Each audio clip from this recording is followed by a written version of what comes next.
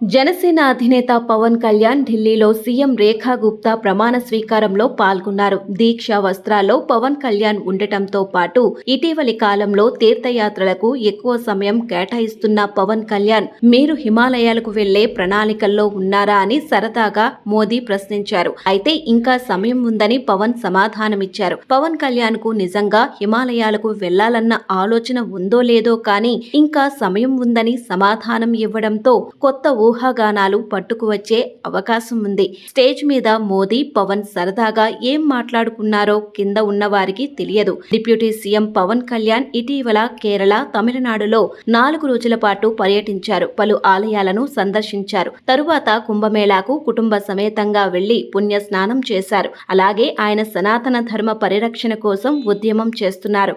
ఈ క్రమంలో పవన్ కళ్యాణ్ చర్యలన్నీ పూర్తి స్థాయి ఆధ్యాత్మికతతో ఉండటంతో ప్రధాని మోదీ ఇలా జోక్ చేసినట్లుగా భావిస్తున్నారు. అయితే పవన్ ఇంకా సమయం ఉందని చెప్పడం ఆసక్తికరంగా మారింది.